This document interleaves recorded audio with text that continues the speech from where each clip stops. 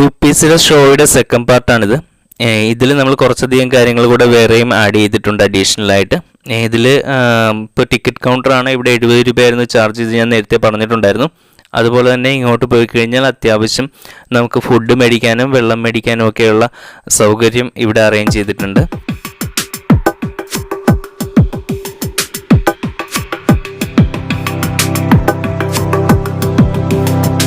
കുറേയധികം നല്ല ബ്രീഡേഴ്സിനെയൊക്കെ പരിചയപ്പെടാൻ പറ്റുന്ന ഒരു അവസരമാണ് നമ്മൾ ഇതുപോലത്തെ ഷോയ്ക്കൊക്കെ പോകുന്ന സമയത്ത്. അങ്ങനെ നമ്മൾ പരിചയപ്പെട്ട 1-2 പേരെ കാണാം. നമുക്ക് ജോസേട്ടനെയും കുറച്ച് ഫ്രണ്ട്സിനെയും പരിചയപ്പെടാനുള്ള ഒരു അവസരം ഉണ്ടായിരുന്നു. അപ്പോൾ അവരെ കണ്ടു, അവരോട് കുറച്ച് നേരം സംസാരിക്കാൻ പറ്റി. നമ്മൾ വീഡിയോ എടുക്കുന്നതിൻ്റെ തിരക്കായിരുന്ന കാരണം കാര്യമായിട്ടൊന്നും സംസാരിക്കാൻ പറ്റിയില്ല. നമുക്ക് ഓരോരുത്തരെ പരിചയപ്പെടാം.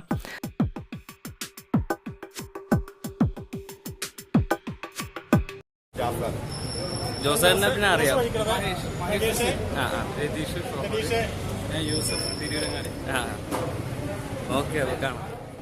ഇനി നമുക്ക് അകത്തേക്ക് കയറി ഷോ കാണാം. അതിൻ്റെ കൂട്ടത്തിൽ നമ്മൾ പറയാൻ ഉദ്ദേശിച്ചേക്കുന്ന കാര്യങ്ങൾ, ഒരു ബേർഡിനെ നമ്മൾ ഷോയ്ക്ക് കൊണ്ടുപോകുന്ന സാഹചര്യത്തിൽ എന്തൊക്കെ കാര്യങ്ങളാണ് ഉള്ളത് എന്നതിനെക്കുറിച്ചിട്ടൊരു ബേസിക് ആയിട്ടുള്ള ഐഡിയ നിങ്ങൾക്ക് തരിക എന്നുള്ളതാണ്.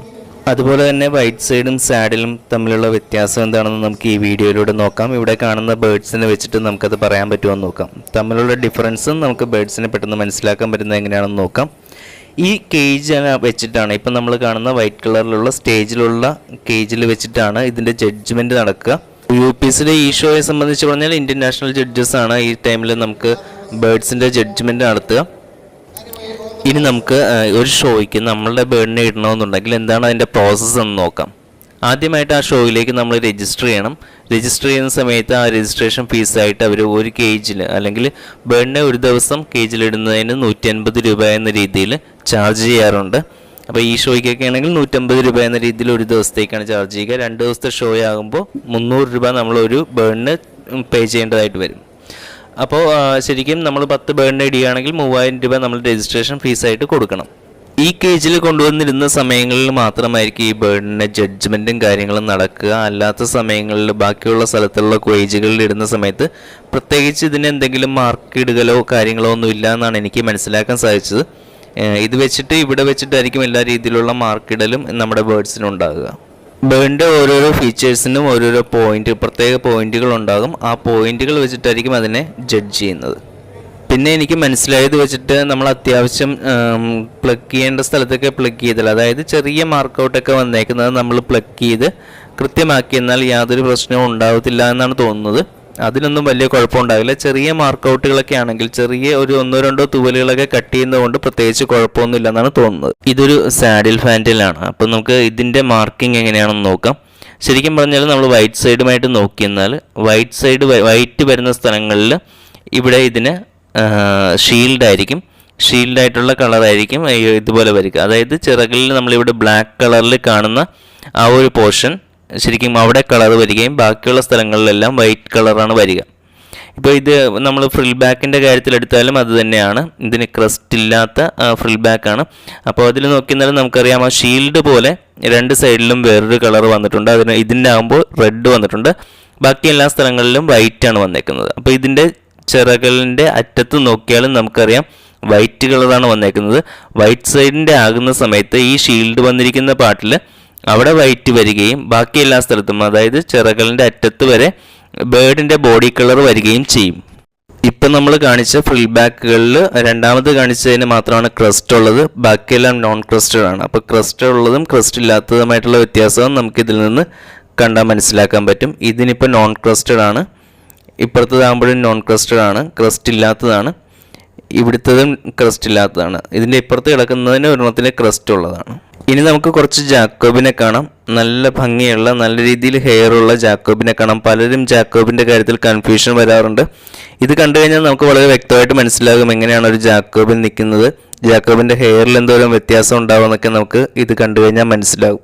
ഇതുപോലുള്ള ഷോയ്ക്കൊക്കെ പോയിട്ട് നമ്മൾ ജാക്കോബിനെ ശരിക്കും കണ്ടു കഴിഞ്ഞാൽ നമുക്ക് പിന്നീട് ഒരിക്കലും ഹിപ്പിയും ജാക്കോബിനും തമ്മിലുള്ള വ്യത്യാസം എന്താണെന്ന് ചോദിക്കേണ്ടി വരികയോ അല്ലെങ്കിൽ അങ്ങനെ ഒരു വ്യത്യാസം നമുക്ക് പെട്ടെന്ന് മനസ്സിലാക്കാൻ ബുദ്ധിമുട്ടോ ഉണ്ടാകത്തില്ല. നല്ല വ്യത്യാസം നമുക്ക് ഇതിൽ നിന്ന് മനസ്സിലാക്കാൻ പറ്റും. ഇതിൻ്റെ ഹെയർ നിൽക്കുന്ന പൊസിഷൻ കണ്ടാൽ മനസ്സിലാക്കാൻ പറ്റും. പ്രത്യേകിച്ച് വലിയ ഒറ്റനോട്ടത്തിൽ തന്നെ നമുക്ക് ഹിപ്പിയുമായിട്ട് തിരിച്ചറിയാൻ പറ്റും. കഴിഞ്ഞ ദിവസം എൻ്റെ ഒരു ഫ്രണ്ട് 2 ജാക്കോബിനെ മേടിച്ചു. 45,000 രൂപ പെയറിന് വരുന്ന രീതിയിൽ ഉള്ള ജാക്കോബിനെയാണ് മേടിച്ചത്. നല്ല കാണാനൊക്കെ നല്ല ഹെയർ ഉള്ള ബേർഡായിരുന്നു.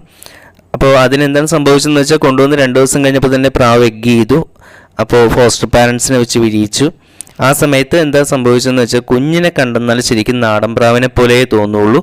യാതൊരുവിധ ഹെയറും വന്നിട്ടില്ല. ഇതുപോലെ കാണുന്ന ഹെയറൊന്നും വന്നിട്ടില്ല. 45,000 രൂപയ്ക്ക് പുള്ളി മേടിച്ച ജാക്കോബിനാണ്. എക്സാക്ട് സെയിം കളറിലുള്ള സെയിം പാറ്റേണിലുള്ള ഒരു കുഞ്ഞ് നമുക്ക് വിടേണ്ട. അതിന് നമ്മൾ അടുത്ത ദിവസത്തെ വീഡിയോയിൽ കാണിക്കാം. ജോസേട്ടനെ കണ്ട സ്ഥിതിക്ക് നമുക്ക് ജോസേട്ടൻ്റെ കുറച്ച് ബേഡ്സിനെ കാണാം. ജോസേട്ടൻ ഇവിടെ കുറച്ച് 12 ബേഡ്സോളം ഷോയ്ക്ക് ഇട്ടിട്ടുണ്ട്. അപ്പോൾ ഇതുപോലത്തെ കേജിലായിരിക്കും നമ്മൾ ആദ്യം കൊണ്ടുവന്ന് ബേഡ്സിനെ ഇടുക. അതായത് ഈ പറയുന്ന കേജിനാണ് ഈ പറയുന്ന 150 രൂപ വെച്ചിട്ട് നമ്മൾ പേ ചെയ്യേണ്ടത്. 2 ദിവസം ഇടുമ്പോൾ 300 രൂപ എന്ന രീതിയിൽ. അതിൽ ഒന്നുകിൽ രജിസ്ട്രേഷൻ ഫീസായിട്ട് കൺസിഡർ ചെയ്യാം, അല്ലെങ്കിൽ ഈ കേജിൻ്റെ ചാർജായിട്ട് കൺസിഡർ ചെയ്യാം. ഇത് 2 ദിവസവും നമ്മൾ ഈ ബേഡ്സിനെ ഈ കേജിൽ തന്നെ ഇവിടെ സൂക്ഷിക്കണം. ഈ സമയത്ത് യാതൊരുവിധ ജഡ്ജ്മെൻറ്റും ഇതിൻ്റെ കാര്യത്തിൽ നടക്കാറില്ല. അപ്പോൾ ജോസേട്ടൻ മാക്പേ പൗട്ടറിനെ ഇട്ടിട്ടുണ്ട്, അതുപോലെ തന്നെ കിങ്ങിനെ ഇട്ടിട്ടുണ്ട്, അതുപോലെ ചൈനീസ് സൗളിനെയൊക്കെ ഇട്ടിട്ടുണ്ട്. അപ്പോൾ ഈ കേജിലാണ് ഈ സമയത്ത് ഇടുക. ഇവിടെ നമ്മൾ ഫുഡും വെള്ളവും കാര്യങ്ങളൊക്കെ നമുക്ക് ഇവിടെ ഈ കൂടിൽ തന്നെ അറേഞ്ച് ചെയ്ത് കൊടുക്കണം. നമുക്ക് ആവശ്യമുള്ള ഫുഡ് നമ്മൾ കൊണ്ടുപോയി കഴിഞ്ഞാൽ നമുക്ക് ഇവിടെ നിന്ന് കൊടുക്കാം. മറ്റുള്ള സ്ഥലങ്ങളിൽ നിന്ന് എടുത്തു കൊടുക്കുന്നതിനേക്കാൾ നമ്മൾ സാധാരണ ഏത് ഫുഡാണോ കൊടുക്കുക ആ സെയിം ഫുഡ് തന്നെ നമ്മളിവിടെ കൊടുക്കുന്നതായിരിക്കും നല്ലത്. ഷോയ്ക്ക് നമ്മൾ പ്രാവിനെ കൊണ്ടുപോകുന്നതിനൊക്കെ മുമ്പ് തന്നെ ഇവരെ നമ്മൾ സെപ്പറേറ്റർ ആക്കി ഇടാറുണ്ട്. ആദ്യം നമ്മൾ ഈ ബേർഡിനെ മെയിലും ഫീമെയിലുമായിട്ട് സെപ്പറേറ്റ് ചെയ്തിടും. ആ സമയങ്ങളിലായിരിക്കും കുറച്ചുകൂടി നല്ല രീതിയിൽ ബേർഡ്സിന് പെർഫോമൻസ് വരിക. ഈ പൗട്ടേഴ്സിനൊക്കെ ആണെങ്കിൽ നല്ല പൗട്ടിങ്ങും കാര്യങ്ങളൊക്കെ വരിക. ബാക്കി കാര്യങ്ങളൊക്കെ പറയുന്നതിനൊക്കെ മുമ്പ് നമുക്കിവിടെ ഗ്ലാഡിറ്റാനോ പൗട്ടറിനെ കാണാം. നല്ല ഭംഗിയുള്ള, നല്ല ഇങ്ങനെ കുലുക്കി നിൽക്കുന്നതായിട്ട് കാണാം. നല്ല ഭംഗിയുള്ള ബേർഡാണ്. നല്ല കൃത്യമായിട്ട് നിന്ന് നല്ല രസമായിട്ട് ഇങ്ങനെ പൗട്ട് ചെയ്യുന്ന സ്ഥലം കുലുക്കി നടക്കുന്നതായിട്ട് നമുക്ക് കാണാൻ പറ്റും. ഇവർ പൗട്ട് ചെയ്യുന്ന സ്ഥലം മിക്കവാറും ഇങ്ങനെ ഇളക്കിക്കൊണ്ടിരിക്കുന്നതാണ് ഇവരുടെ ഒരു പ്രത്യേകതയായിട്ട് നമുക്ക് എടുത്ത് പറയാൻ പറ്റുന്നത്. പെട്ടെന്ന് നമുക്ക് ഇവരെ തിരിച്ചറിയാൻ പറ്റുന്നത് ഇവരിങ്ങനെ കൃത്യമായിട്ട് ഇളക്കിക്കൊണ്ടിരിക്കും. പൗട്ട് ചെയ്യുന്ന ഏരിയ ഇളക്കിക്കൊണ്ടിരിക്കുന്നതാണ്. ഒരു ഷോയ്ക്ക് ബേർഡിനെ ഇടുന്നതിനേക്കാൾ മുമ്പ് 3 മുതൽ ഒരു 6 മാസം മുമ്പ് തന്നെ നമ്മൾ അതിനു വേണ്ടിയുള്ള പ്രിപ്പറേഷൻസും കാര്യങ്ങളൊക്കെ തുടങ്ങും. അപ്പോൾ ഒരു 6 മാസം അല്ലെങ്കിൽ 3 മാസത്തെ ടൈമിനാകുമ്പോൾ ഇവരെ സെപ്പറേറ്റ് ചെയ്തിടും. അതിനുശേഷം ഇതുങ്ങളെ ഡിവോം ചെയ്യും. അത്യാവശ്യം നല്ല ഹെൽത്തി ആക്കി എടുക്കും. അതുപോലെ തന്നെ പ്രാവിന് മോൾട്ടിങ് എന്നുള്ള പ്രോസസ്സിലേക്ക് പോയിട്ടില്ലെങ്കിൽ അതിനെ പെട്ടെന്ന് മോൾട്ടിങ്ങിലേക്ക് ആക്കുന്നതിന് വേണ്ടി അതിനു വേണ്ടിയുള്ള ഫുഡുകളും കാര്യങ്ങളും കൊടുക്കും. ഇപ്പോൾ ഫുഡ് എന്തൊക്കെയാണെന്നുള്ളത് നമ്മൾ ആ PGN ക്ലാസ് എന്ന വീഡിയോയിൽ പറഞ്ഞിട്ടുണ്ട്. ഫാസ്റ്റ് മോൾട്ടിങ് ആകാൻ വേണ്ടി നമ്മൾ എന്തൊക്കെ കൊടുക്കാറുള്ളത്, ഓയിൽ കണ്ടൻ്റായിട്ട് ഫുഡുകൾ കൊടുക്കുക, വൈറ്റമിൻ ഇ കണ്ടൻ്റുള്ള ഫുഡുകൾ കൊടുക്കുക എന്നുള്ളതാണ് പെട്ടെന്ന് നമുക്ക് മോൾട്ടിങ്ങിലേക്ക് എത്തിക്കാൻ വേണ്ടിയുള്ള മാർഗം. അങ്ങനെ മോൾട്ടിങ് കഴിഞ്ഞ് വരുന്ന ബേർഡിനെ കാണാൻ തന്നെ ഒരു പ്രത്യേക ഭംഗി ഉണ്ടാകും. പുതിയ തൂവലുകളായിരിക്കും വന്നിട്ടുണ്ടാകുക. അതുകൊണ്ട് തന്നെ ഒരു തെളിച്ചം ബേർഡിലുണ്ടാകും. അത് കൂടുതലൊരു അട്രാക്റ്റീവ് ആക്കി എടുക്കുകയും ചെയ്യും ബേർഡിനെ. പിന്നെ ഇതുപോലെ തന്നെ എന്തെങ്കിലും മോശമായിട്ടുള്ള എന്തെങ്കിലും കേട് വന്നിട്ടുള്ള തൂവലുകളൊക്കെ ഉണ്ടെങ്കിൽ അതിനെ നമ്മൾ ഊരിക്കളഞ്ഞിട്ട് പുതിയ തൂവൽ വരുത്തും. അപ്പോൾ ഇതിനൊക്കെ എല്ലാത്തിനും വേണ്ടിയാണ് നമ്മളൊരു 6 മാസത്തെ ടൈമിന് മുമ്പ് അല്ലെങ്കിൽ മിനിമം 3 മാസം മുമ്പെങ്കിലും ബേർഡിനെ പ്രിപ്പയർ ചെയ്യണമെന്നുള്ളത് പറയുന്നത്. ഒരു തൂവൽ നമ്മൾ ഊരിക്കളഞ്ഞിട്ടുണ്ടെങ്കിൽ ആ തൂവൽ തിരിച്ചു വരാനായിട്ട് മിനിമം 45 മുതൽ 55 ദിവസം വരെ എടുക്കും. അപ്പോൾ അത്രയും സമയം എടുക്കുന്നത് കൊണ്ട് തന്നെ നമ്മൾ ഇങ്ങനത്തെ കാര്യങ്ങൾ പ്രിപ്പറേഷൻ എന്നുള്ളത് മിനിമം 2 മാസമെങ്കിലും മുമ്പ് സ്റ്റാർട്ട് ചെയ്താൽ മാത്രമേ തൂവലുകൾക്ക് എന്തെങ്കിലും കംപ്ലൈൻറ്റ് ഉണ്ടെങ്കിൽ നമുക്കത് മാറ്റിയെടുക്കാൻ പറ്റുള്ളൂ. ശരിക്കും പറഞ്ഞാൽ ഈ നീറ്റ്നെസ്സിനും ഒരു പ്രത്യേക പോയിന്റ് ഉണ്ട്. ഇത് ഓൾഡ് ജർമ്മൻ കോപ്പർ എന്ന ഇനത്തിൽപ്പെട്ട ബേർഡാണ്. അപ്പോൾ ഇതിൻ്റെ ഒരു പ്രത്യേകത ഏറ്റവും നീളം കൂടിയ ബേർഡ് എന്ന് കൺസിഡർ ചെയ്യപ്പെടുന്ന ഒരു ബേർഡാണ് ഈ ഓൾഡ് ജർമ്മൻ കോപ്പർ. പ്രാവിൻ്റെ നീറ്റ്നെസ്സിന്, അതായത് അതിൻ്റെ ദേഹത്തുള്ള ചെള്ള്, പേന ഇങ്ങനത്തെ കാര്യങ്ങളൊക്കെ നമ്മൾ റിമൂവ് ചെയ്തിട്ട് വേണം ഇത് ഈ ഷോയ്ക്ക് കൊണ്ടുവരാൻ. അതിനൊക്കെ പ്രത്യേകം പോയിന്റ് ഉള്ളതാണ്. അതുകൊണ്ട് തന്നെ നമ്മൾ അടുത്ത ദിവസത്തെ വീഡിയോയിൽ ചെയ്യാൻ ഉദ്ദേശിക്കുന്നത്, ഷൂട്ട് ചെയ്ത് കഴിഞ്ഞിട്ടുള്ള വീഡിയോ പേനും കാര്യങ്ങളുമൊക്കെ എങ്ങനെയാണ് ഈസി ആയിട്ടുള്ള രീതിയിൽ നമുക്ക് റിമൂവ് ചെയ്യാൻ പറ്റുക. അങ്ങനെ റിമൂവ് ചെയ്താൽ കുറച്ച് ദീർഘകാലത്തേക്ക് നമുക്കതിൻ്റെ യൂസേജ് കിട്ടാവുന്ന രീതിയിലൊരു മെത്തേഡ് ഇസ്മയിൽ നമുക്ക് പറഞ്ഞു തന്നിട്ടുണ്ട്. ഇസ്മയിൽ നമുക്ക് ഒരു ഫ്രണ്ടാണ്, ഈ യൂട്യൂബിൽ നിന്ന് തന്നെ നമുക്കുണ്ടായ ഒരു നല്ല ഫ്രണ്ടാണ്. പുള്ളിയുടെ സ്ഥലം പാലക്കാടാണ്. പാലക്കാട് മണ്ണാർക്കാടാണ് പുള്ളിയുടെ സ്ഥലം. അപ്പോൾ അതിൻ്റെ ഡീറ്റെയിൽസ് വരുന്ന ദിവസത്തെ വീഡിയോസിൽ അപ്ലോഡ് ചെയ്യുന്നതാണ്. സുഖമായ രീതിയിൽ നമുക്കിതിനെ ചെള്ളും പേനും ഒക്കെ റിമൂവ് ചെയ്യുന്ന കാര്യം ആയിരിക്കും അടുത്ത വീഡിയോ. ഒരു കാര്യം പറയാൻ വേണ്ടി വിട്ടുപോയി. നിങ്ങൾ ഇത്രയും കണ്ടിട്ട് നിങ്ങൾക്ക് ഇഷ്ടമായെന്നുണ്ടെങ്കിൽ, നിങ്ങൾ ഇതുവരെ സബ്സ്ക്രൈബ് ചെയ്യാത്ത ഒരാളാണെന്നുണ്ടെങ്കിൽ തീർച്ചയായിട്ടും സബ്സ്ക്രൈബ് ചെയ്യണം. നോട്ടിഫിക്കേഷൻ കിട്ടാനായിട്ട് ബെല്ലൈക്കൺ എനേബിൾ ചെയ്യണം. ബെല്ലൈക്കൺ എനേബിൾ ചെയ്യുന്ന സമയത്ത് ഒക്കേഷനിൽ നിന്നുള്ള മാറ്റി ഓൾ എന്നായിട്ട് മാർക്ക് ചെയ്യുക. അടുത്ത വീഡിയോ നമ്മൾ ചെയ്യാനിരിക്കുന്നത് പറഞ്ഞു ഈ പെയിനും കാര്യങ്ങളൊക്കെ കളയുന്നതാണ്. അത് പ്രാവിൻ്റെ മാത്രമല്ല, ഇപ്പോൾ നമുക്ക് കോഴിയുടെ കാര്യത്തിലാണെങ്കിലും നായയുടെ കാര്യത്തിലൊക്കെ ആണെങ്കിലും ഇത് യൂസ്ഫുൾ ആയിട്ടുള്ള വളരെ എഫക്റ്റീവായ ഒരു മെത്തേഡാണ്. ഞാൻ ചെയ്ത് നോക്കിയിട്ടുള്ളൊരു കാര്യമാണ്. അപ്പോൾ അടുത്ത ദിവസത്തെ തന്നെ വീഡിയോയിൽ അതുണ്ടാകും.